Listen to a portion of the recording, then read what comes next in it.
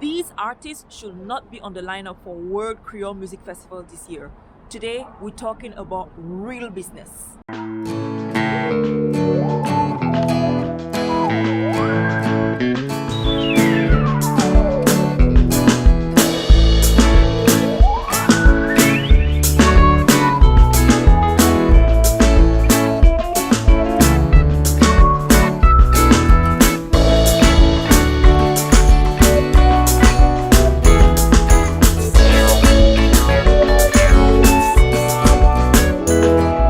Guys, today we're talking about real business. If you are new to this channel, welcome. My name is Clementine Afana and you can call me Dr. Clem, and I teach busy people like you how you can find a remote job using the skills that you have. If you want to be a part of this wonderful adventure, make sure you subscribe and turn on your post notifications, because every single week my team and I will drop videos about companies hiring internationally. I also talk about everything travel, from short getaways to how to maximize your time off. I am currently in Canada, but Dominica has a special place in my heart, as you know well, the existing ones know. So if you want to be part of this beautiful adventure as well, get inspiration, resources and travel tips on how to maximize your travels, make sure you subscribe so that you are the first one to know every single time I drop these amazing videos. But today we are making this video as part of the series on traveling to Dominica for the World Creole Music Festival. Stay tuned to the end of this video because I have some news for you at the end of the video. Alright, it's time to talk real business. Hey, all of you guys who click on this video because you saw the title, because you saw the artist should not be on Creole Fest lineup, do you want to get me in trouble? I'm asking you a question. Do you want to get me in trouble? If you thought that I was going to make this video about telling you who should be there and who should not be there, it's not me. Oh. But in this video we're going to talk about important things, specifically the lineup for World Creole Music Festival, what night you are looking forward to, and as I said, I have a big surprise at the end.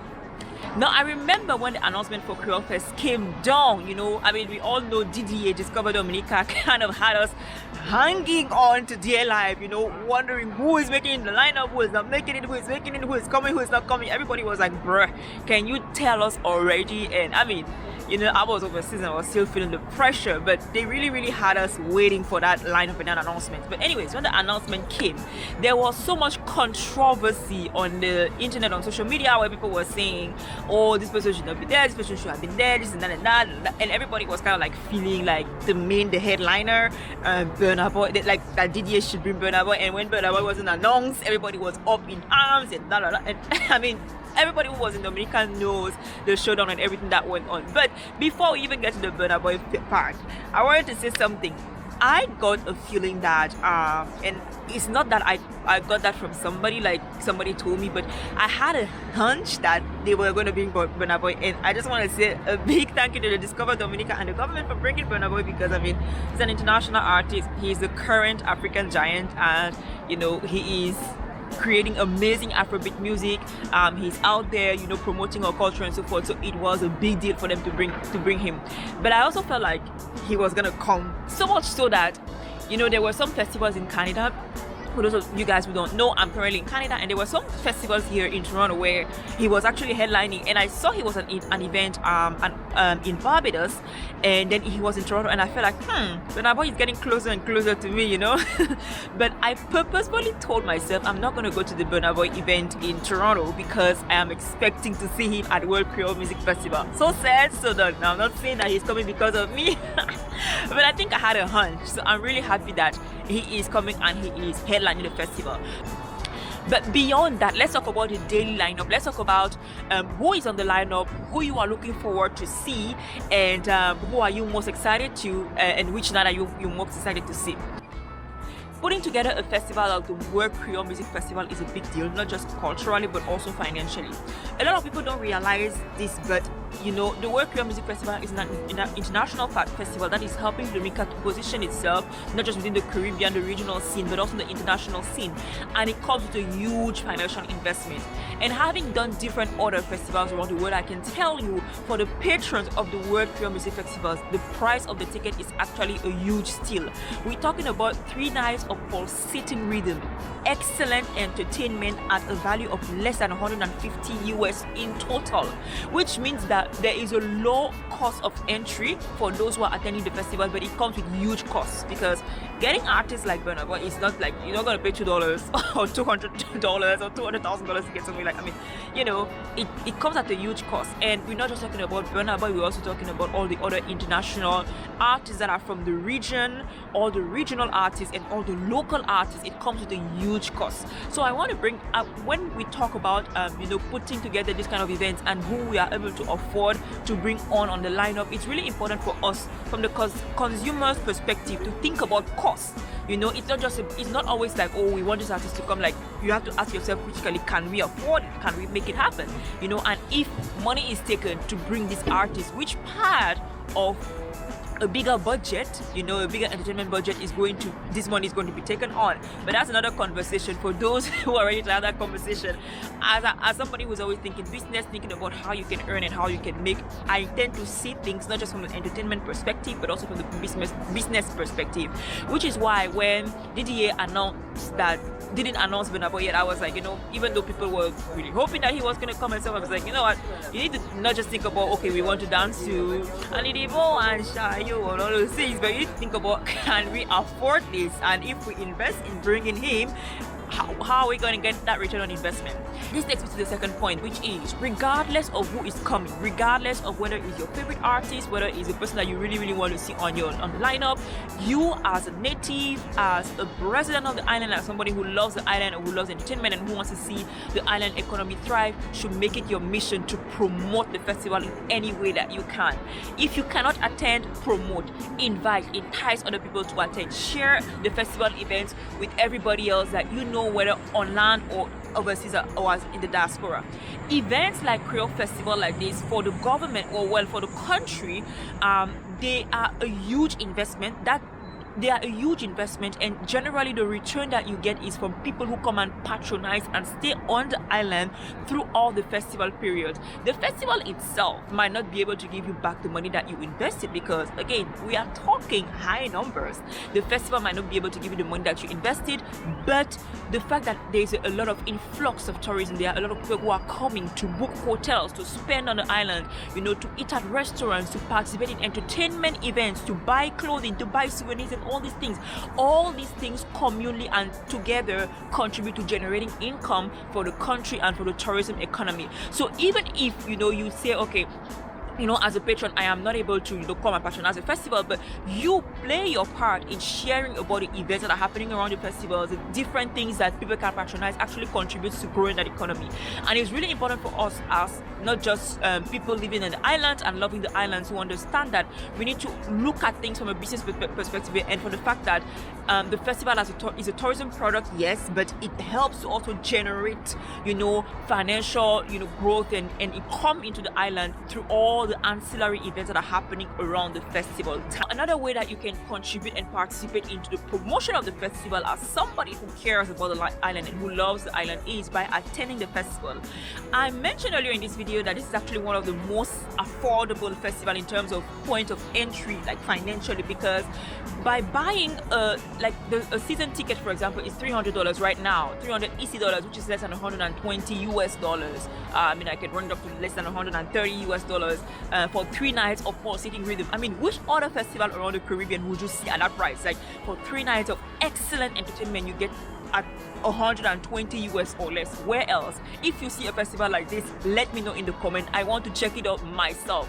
So in terms of the cost, the fee for the people who are patronizing the festival, it's already very cheap and very affordable. So I really think that one of the best ways that we can participate and promote and really just be part of the festival is by getting our tickets. And I hear that there are still a lot of discounted tickets, like Discover Dominica is still doing the promotion of the ticket at 300 EC instead of 350 or 375, which is the regular price, which means this is still a time for you to get your ticket. I mean, what else do you want? Literally, for each night of entertainment, you're paying 100 EC for each night of entertainment. What else do you want? Like, how much cheaper can it get? You know, how much cheaper can this get? If you haven't gotten your ticket yet, make sure you check it out at one of the DDA hotspots. Go on their Facebook page to find out how you can get your ticket. It's only 300 EC. Now, I'm not saying that 300 EC is little money.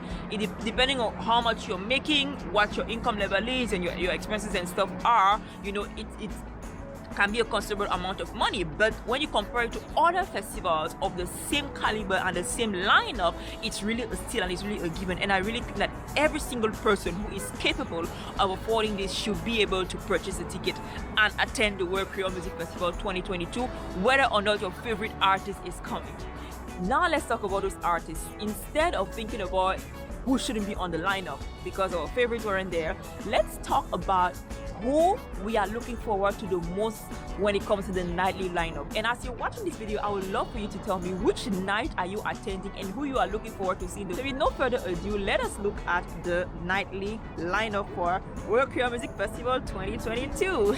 Hey, as you guys can see, I'm wearing my my jacket because this food is getting really serious in Canada. You know, we are in fall and it's getting a bit colder and colder. I mean, come on, I've got to be protected, you know. All right, so here I have my lineup lined up, the photos of the different nights, and I'm gonna tell you who I'm looking forward to seeing the most. So on Friday night, I am definitely looking forward to Kes the band. You know, I don't know if he's coming with the band. They just put Kes on the flyer. I guess it's Kes the band, but I'm looking forward to Kes. I have watched Kes, you know, at the when he came for Creole Fest before. I watched Kes perform at a breakfast fest in St. Vincent and the Grenadines, I think a few years ago, and it was just amazing. I mean, Kes is gonna do it for me on Friday night. I'm also looking forward to Carlyn XP on the big stage. I mean, we all know that she has been entertaining us throughout the pandemic with the musical therapy. So I'm really looking forward to seeing what she brings on the big stage, you know, as one of the headliners of Friday night. I'm also looking forward to First Serenade Band. I must say that I haven't really had the opportunity to kind of like go to a First Serenade Band jam. I think generally when I go to events, they are either like just supporting whoever the main artists are. So I'm looking forward to seeing them. Ticket International, the island very own, I'm pretty sure they're going to mash up the place. I'm not sure if they're going to put them at the end to close the night or, you know, somewhere, but you know, they will also be great entertainment. No, it doesn't mean that the other artists on the first night are not great. It's just my personal favorite. So let me know, who are your personal favorites? Who do you want to see the most on night 1, night 2, or night 3? Okay. Now let's look at night 2. I know Saturday night, October 29. A lot of you are already going to say, "Oh, Burna Boy," but I know. I hope people know the songs of Burna Boy. Okay. So obviously Burna Boy is a headliner. I'm definitely looking forward to him singing "I need Ivo and Shayo." Although I don't need Ivo and Shayo, I need money and more money.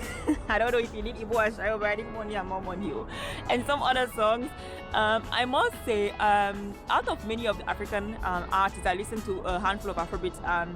You know, Burna Boy has really been putting the work consistent. A lot of them are great, you know, but so I'm looking forward to seeing him perform in live because I have never seen him perform live. A lot of people have told me that he is lit, so I'm looking forward to it. You know, I would say that I know more of Davido's songs. I think Davido was for the last Creole Festival before the pandemic shut everything down. I knew more of Davido's songs than Burna Boy songs, but now I guess I have to go and do my homework, right? Like many of you guys. Okay. I'm also looking forward to Asa Banton. Asa Banton, oh my god, anywhere you put Asa Banton, I will go. If I can go, I'll go. My favorite of all time, my favorite Asa Banton track, and one of my friends who know this is oh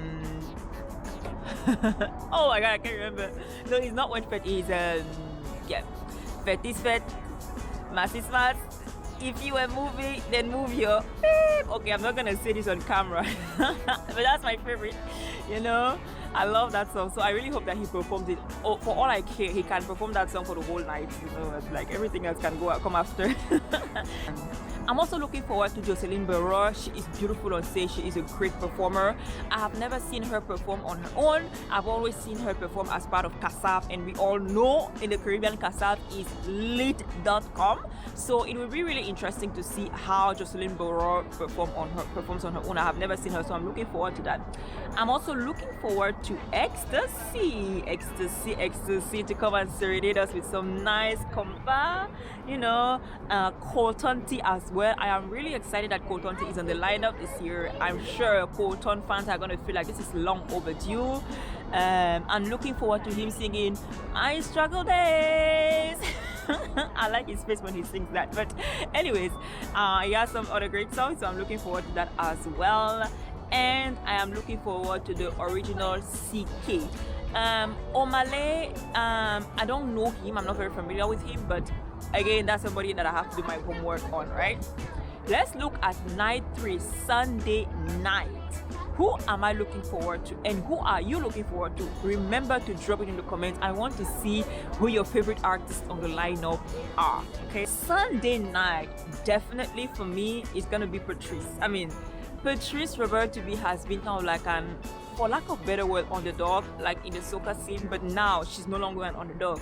I remember when she was singing as part of like the Marshall and them group, you know. I remember when she used to be doing backups and stuff, but then now she's a main artist, and I just love having been able to witness her artistic growth and how she has just been like leveling up at every, you know, occasion that she had. And now Patrice is like a big deal, so I'm really looking forward to her. She has so many amazing tracks that she has. Signal Band, oh, no introduction. I am looking forward to them mashing up the place for whatever time they have. I'm also looking forward to Rio. Okay, boom. Hey, Rio. I've been enjoying seeing Rio's career progression as a Bouillon artist. I think he's a great inspiration for all those other young artists who want to be in Bouillon. So I'm looking forward to seeing him just mash up the place, yo. Midnight Groovers, definitely legendary Midnight Groovers. I am looking forward to hearing them and grooving with them until midnight. Emposib, I like Emposib, Christoper Martin. I'm looking forward to hearing them as well. Admiralty, I'm not very familiar with his music, as well as Shire Lake. Shire Lakai. Sorry if I am decaling the name, sorry. I'm sure by the time the event comes, I will know how to say it properly. But I don't know them well, but I'm looking forward to hearing and discovering more about their music and really just enjoying the vibes. So that is for the main stage, you guys, for Creole Fest. Which night are you coming? Let me know in the comments. Do not leave this video without letting me know in the comments. Let me know in the comments which night are you coming and who are you looking forward to. And ending this video by letting you know that I will be home, Dominica, for the World Creole Music Festival 2022. I am so excited to be there and to just reconnect with the culture, reconnect with the celebrations, and just enjoy the return of Creole Fest after a long hiatus. So look out for me and make sure you are subscribed and your post notifications are turned on, because we are going to give you review experiences of all 3 nights, but also all the other fests that are going to be happening around World Creole Music Festival. Most importantly, when you see me, come say hi. I love to hear from you guys. I love to meet you guys in person. I've been really excited to see some of the Travel with Clem community here in Canada, actually, like, you know, at different malls, you know, and so forth. So it's really heartwarming to see you guys in person. So when you see me, come say hi. We're gonna take a photo, okay? And I'm really looking forward to being there for Creole Fest. I'm gonna be there for all 3 nights. That's why I'm asking you, tell me which night you are looking forward to being at, so that when you come to that night, we can meet and we can take a photo. Alright guys, that's it for this video. Stay tuned, because we're going to be sharing more videos about Creole Fest and things to do in Dominica. The sun is setting now, so I have to stop the video. It was saying that the sun was set at 6:45. It's 6:52. So it's definitely getting darker. Thank you so much for watching. Let me know what your thoughts are. Let me know who you are looking forward to and which night you are coming. Take care and see you in the next video.